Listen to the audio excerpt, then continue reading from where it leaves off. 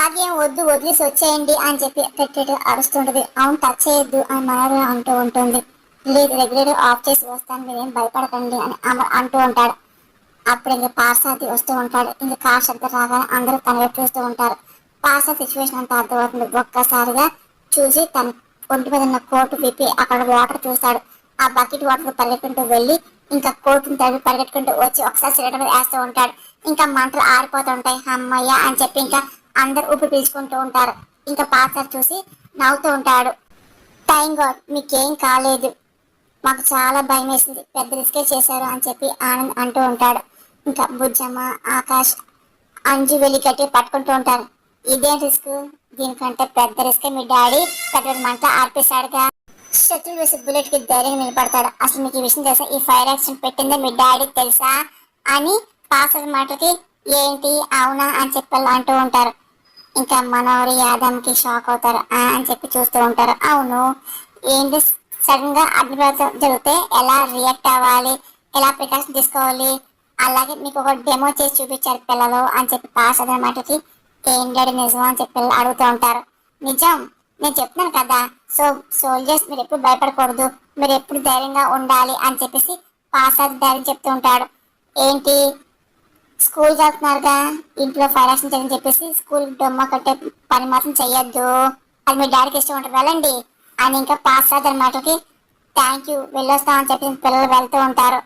ఇంకా అలాగే ఇదేంటి అదేంటి చంప పిల్లల భవిష్యత్తులో పోగొట్టేసాడు ఏంటి అని మనోహరి అంటున్నది. నేను అదే చూస్తున్నా మనోహరి అని యాదమ్మ అంటూ ఉంటుంది.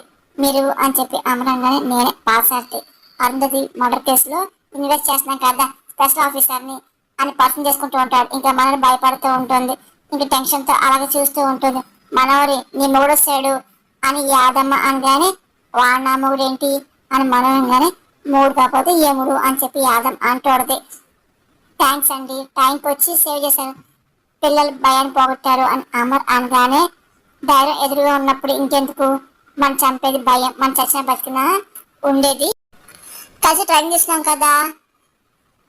నాకు సివిల్స్ లో ఐపీఎస్ వచ్చింది, మీ పోలీస్ డిపార్ట్మెంట్ వెళ్ళాను, మీ ట్రైనింగ్ పూర్తి చేసుకుని ఆర్మీకి వెళ్ళారు, గుర్తొచ్చిందా అని చెప్పి పాస్ గుర్తేస్తుంటాడు. కానీ అమర్కే మాత్రం గుర్తుండదు, గుర్తొచ్చిన ప్రయత్నం చేస్తూ ఉంటాడు. ఇంకా అలాగే పాస్ అని చూస్తుంటే అరే పార్దు అని చెప్పి అమర్ గట్టిగా పాస్ అని హక్ చేసుకుంటూ ఉంటాడు. ఇంకా భాగ్యరాత చాలా సంతోషపడుతుంటాడు. మన షాకుల మీద షాకులు తగలబడితే ఎన్ని రోజులతో కలిసాము, చాలా హ్యాపీగా ఉంది అని అమర్ అనగానే ఇదిగో నీ కేసుకుని చెప్పగానే వెంటనే ఒప్పుకొని మరి వచ్చాను అని పాస్ అనగానే అయిపోయింది, వచ్చినట్టు ధైర్యవంతుడు తెలివైనడే కాదు, అమర్సార్కి క్లాస్మేట్ బెస్ట్ ఫ్రెండ్ కూడా అని యాదమ్మ అంటూ మనోడు చెప్తుండదు. ఇంకా మనోడు ఇంకా టెన్షన్ పడుతుంది. సరేరా ఇంట్లోకి వెళ్ళి మాట్లాడుకుందాం అని చెప్పి అమర్ అంటూ తన ఫ్రెండ్ పాసాద్ని తీసుకెళ్తూ ఉంటాడు. అందరు కలిసి లోపలికి వెళ్తూ ఉంటారు. వెనకాలే మనోడు యాదమ్మ కూడా వెళ్తూ ఉంటారు. ఇంకా అందరు లోపలికి వెళ్తూ ఉంటారు. వెనకాల పాసాది, ఆ తర్వాత మనోడు యాదమ్మ కూడా వెళ్తూ ఉంటారు. ఒకసారిగా పాసాది ఫోన్ చూసుకుంటూ మెట్లెక్కబోతుంటాడు. గబుక్కున స్లిప్ అయి పడిపోతాడు. గబుక్కున మనోడు పట్టుకుంటుంది. ఇంకా ఒకరినొకరు అలాగే చూసుకుంటూ ఉంటారు. ఇంకా అదంతా రాతోడు బాగి అమర్ యాదమ్మ చూసి షాక్ అవుతూ ఉంటారు. మనోరిని అలాగే కలగకుండా పాసాది చూస్తూ ఉంటాడు. మనోరి వదిలే అని చెప్పి యాదమ్మ అనగానే మరొకసారి వదులుతుంది. ఏమైంది అని చెప్పేసి అమర్ అనగానే పడిపోయా అని చెప్పి పాసన మాటలకి ఒకసారిగా అంత షాక్ అవుతుంటారు. అంటే నేను పడిపోతుంటే పడకుండా పట్టుకుంది అని మనం చూస్తూ థ్యాంక్స్ అని చెప్పి పాస్ అంటూ ఉంటారు. సరే సరే లోపల అని చెప్పి అమర్ అనగానే ఇంకా అందరు కలిసి లోపలికి వెళ్తూ ఉంటారు. ఇంకా బుజ్జమ్మ అదే పనికి ఆలోచన ఉంటుంది. అలాగే బొమ్మ గురించి గుర్తెచ్చుకుంటూ ఉంటుంది. అలాగే అంజు అన్న మాటలు గుర్తెచ్చుకుంటుంది. చివరిసారిగా ఈ ఆనంద్ ఆకాశ్ పాటల ఆత్మవిషయం నాకు గుర్తుంది అని గుర్తెచ్చుకుంటుంది. ఆ తర్వాత తప్పకుండా బాగా ప్రమాదం జరగడం ఒకదాని తర్వాత అన్ని గుర్తేసుకొని ఇంకా బుజ్జమ్మ ఒకసారిగా బయటకు రాపోతూ ఉంటుంది. ఏంటి ఎక్కడికి బుజ్జమ్మ అని చెప్పేసి ఆనందంగానే ఇప్పుడే వస్తానని చెప్పి బుజ్జమ్మ అంటూ ఉంటుంది. స్కూల్ లేట్ అయిపోతుంది, డాడీ తిడతారు తొందరగా వచ్చాయని ఆకాష్ కూడా అంటూ ఉంటారు.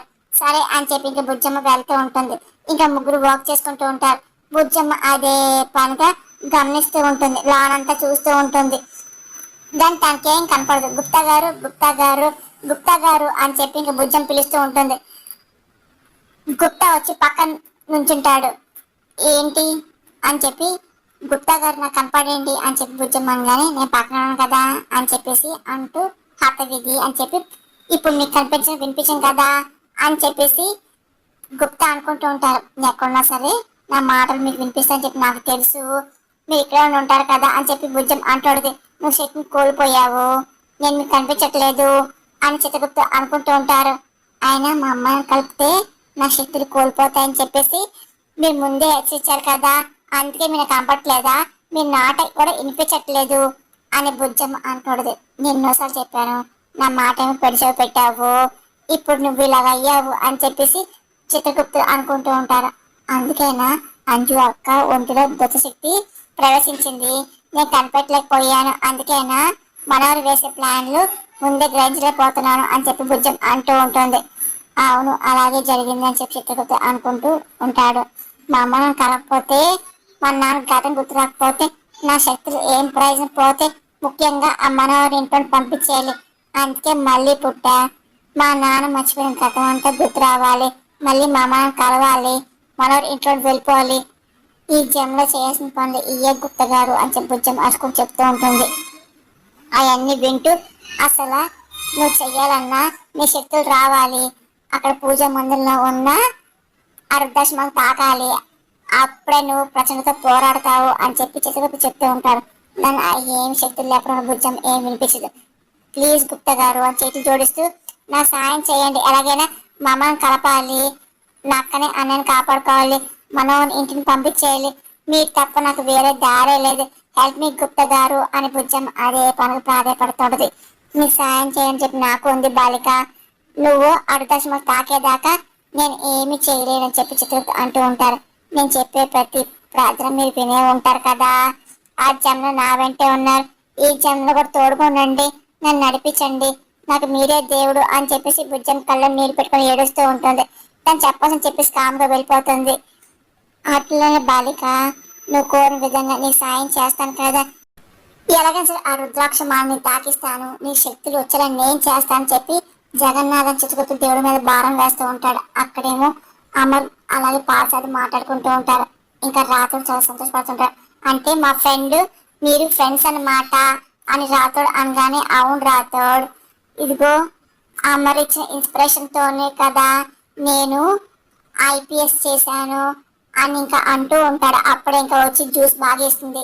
థ్యాంక్స్ అని చెప్పి ఇంకా తాగుతూ ఉంటాడు. దాని మనోడు మాత్రం చాలా కోపంగా చూస్తుంది. మీ గురించి కొడైకల్ ఎస్ఐ బాగా చెప్పారు, మీరు బెస్ట్ ఆఫీసర్, మరుందతి మేడం కేసుని ఇన్వెస్టిగేట్ చేయడం చాలా హ్యాపీగా ఉంది అని బాగి అనగానే, అవును కాదు నా కేసు గురించి నీకు తెలిసింది అమర్ అనగానే, నేను ఢిల్లీలో ఉన్నప్పుడు నీకు కొడైకల్లో యాక్షన్ జరిగిందని చెప్పేసి తెలిసింది, అలాగే అరుంధతి గారి మర్డర్ కేసు ఇన్వెస్టిగేట్ చేసినప్పుడు నీకు అది జరిగిందని కూడా నాకు తెలిసింది, కేసు నీది, ప్రాబ్లం నీదని తెలిసాక డీజీపీని రిక్వెస్ట్ చేసి నేను నీ కేసు తీసుకున్నా అని పార్సాది అంటూ ఉంటారు. ఇంకా మనోడు భయపడడం రాత్రులు బాగా గమనిస్తూ ఉంటారు. థ్యాంక్ యూ పార్దు, 6 చచ్చిపోయి 7 సంవత్సరాలు అయింది, ఇప్పటివరకు అంతకు ఎవరు నేను తెలుసుకోలేకపోయాను అని అమర్ బాగా చెప్తూ ఉంటాడు. డోంట్ వరీ, నేను వచ్చాను కదా, 7 సంవత్సరాలు సాల్వ్ కాని కేసు 7 రోజులు పరిశీలిస్తానుగా అని పార్సాది మాటలు మనోడు షాక్ అవుతూ ఉంటుంది. ఇంకా బాగి రాత్రి చాలా సంతోషపడుతూ ఉంటారు. అతనైతే హత్య చేసింది ఎవరు, నీకు యాక్షన్ చేసింది ఎవరు, నీ పిల్లల మీద దాడి చేశారు, తప్పకుండా నేను కనిపెడతానుగా అని పాస్టర్ ఒకదాని తర్వాత చెప్తూ ఉంటాడు. ఇంకా అమర్ చాలా టెన్షన్ ఎక్కువైపోతూ ఉంటుంది. సరే అమర్, నచ్చాను కాబట్టి అంత సైన్ జరుగుతుంది, నువ్వేం కంగారు పడుకో అని పార్దు అనగానే, అవును ఫ్యామిలీ ఎక్కడ, పిల్లలు ఎంతమంది అని అమర్ అన్నమాట సిగ్గుపడుతూ, నాకు ఇంకా పెళ్లి కాలేదు అని పార్దు చెప్తూ ఉంటాడు. అదేంటి ఇంకా పెళ్లి చేసుకోకపోవడం ఏంటి అమర్ అనగానే, ఇంకా మనోడు చూస్తూ నాకు నచ్చిన అమ్మాయి ఇంకా దొరకలేదు అని చెప్పి అంటూ ఉంటాడు. కానీ హైదరాబాద్ దిగ్గానే అక్కడ నా కోసం ఒక అమ్మాయి ఉందని అనిపిస్తుంది అని చెప్పి మనోడు చూస్తూ పాతు అలాగే చెప్తూ ఉంటాడు. ఇంకా మనోడి అలాగే పాతసాన్ని చూస్తూ ఉంటుంది. అదంతా బాగా గమనిస్తుంది. ఇదేంటి మనోడు చూసి మాట్లాడని చెప్పి బాగా అనుకుంటూ గమనిస్తుంటది. పాతు మాత్రం అదే పనిగా మనోడిని చూస్తూ సిగ్గుపడుతూ మాట్లాడుతూ ఉంటారు. ఆ లక్కీ గర్ల్ ఎవరు అని అమర్ అనగానే, ఇంకా తెలీదు, చెప్తానులే, వెతుకుతున్నాను అని చెప్పేసి పాతని మాటలకి, ఓహో అనవసరంగా ఆయన అపార్థం చేస్తున్నానుగా అని బాగా అనుకుంటుంది. సరే నువ్వు తొందరలో ఇంటివాడు కావాలి అని చెప్పి అమర్ మాటలకి పాత సీక్వెల్ థ్యాంక్ యూ అంటూ ఉంటారు. ఇంకా పిల్లలు స్కూల్ రెడీ అవుతూ ఉంటారు. ఇంకెందుకు వస్తూ ఉంటారు. ఆ తర్వాత రాగానే, డాడీ మేము రెడీ, వెళ్దామా అని అంజు అనగానే, సరే స్కూల్కి వెళ్తాము, నువ్వు కూడా మన తాత కలుద్దామా ఒక గంట అయ్యాక అని అమర్ అనగానే సరే అని చెప్పి ఇంక పార్దు అంటుంటాడు. మనం ఎక్కడ ఉంటాను అమర్ అనగానే నేను ఇక్కడ హోటల్ రూమ్ తీసుకున్నానులే అక్కడ ఉంటాను అని చెప్పి పార్దు అనగానే అదేంటి పార్దు గారు పరాయి వాళ్ళ హోటల్ రూమ్ లో ఉండడం ఏంటి అని మీకు మా సార్ ముందే తెలుసు. పైగా మా ఆరు మేడం కేసుని స్టడీ చేస్తున్నారు. మీరు హోటల్ అంతా ప్యాకప్ చేసి మీరు ఇంట్లో ఉండాలి అని చెప్పి భాగ్య అని మన టెన్షన్ పడుతుంది. ఏంటి ఇక్కడ అని చెప్పి పార్దు అంటూ ఉంటాడు. అవునుకుంటే బాగుంటుంది, ఇన్వెస్టిగేషన్ కూడా చాలా ఫాస్ట్ గా అవుతుందిగా అని అమరాంగన్ ఓకే ఇంతగా చెప్పారు నేను కదంట అని పాస్ అవుద్ది అన్నమాటలకి అంతక మీరు చాలా ఈజీగా పట్టుకోవచ్చు అని మనం చూస్తూ రాత్రి కోపంగా మాట్లాడుతుంటాడు. ఇంకా మన పక్కన టెన్షన్ ఎక్కువైపోతుంది, అలాగే కోపం ఎక్కువ అవుతూ ఉంటుంది. ఇంకా చూస్తూ ఉంటుంది. అదంతా బాగా గమనిస్తుంటారు. చూసావా చూడు నీ ఎత్తి మీద కొంపట్లాగా ఆప్షన్ ఇక్కడ పెడుతున్నారు, నీకు నాకమే అని చెప్పి యాదం అంటుంటది. ఇదిగో రాత్రి పార్దుకి రూమ్ చూపించు అని అమరంగానే నువ్వు వచ్చే వరకు పార్దు గారికి నేను కంపెనీ ఇస్తా అని రాత్రి అనగానే నువ్వు కాదు రాత్రి కంపెనీ వస్తుంది మనోహరి అని చెప్పి భార్య అంటే మన షాక్ మనోడు చాలా కోపం వస్తూ ఉంటుంది. నేను కంపెనీ ఇవ్వడం ఏంటి అని కోపంగా మాట్లాడుతుంది. ఇంకా భార్య మెల్లిగా మనోహరి వెళ్తూ ఉంటుంది.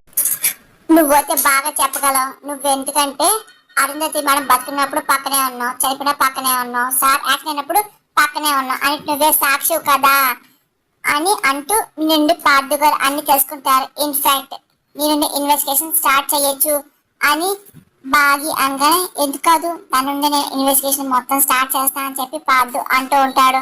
బాగి నీ మెడకి ఉడి బిగించింది, నీ పని అయిపోయింది అని యాదమ్మ అంటూడది. ఓకే పార్దు నేను వెళ్ళొస్తా అని అమర్ అనగానే నేను ఫ్రెష్ అయ్యి మనగారితో మాట్లాడతాను అని పాడుతాగానే మాట్లాడిన పార్దు గారు అసలు మొహమాట పడద్దు, మనవరి నుండి బోల్ ఇన్ఫర్మేషన్ దొరుకుతుంది అని బాగి అంటూ పిల్లలు మనం వెళ్దామా అని చెప్పి అనగానే బాయ్ అంకుల్ అని చెప్పి పిల్లలు అంటూ ఉంటారు. ఇంకా స్కూల్కి తీసుకెళ్తూ ఉంటారు. రండి సార్ మీ రూమ్ చూపిస్తా అని చెప్పేసి రాత్రులు అంటూ పార్దుని తీసుకెళ్తూ ఉంటారు.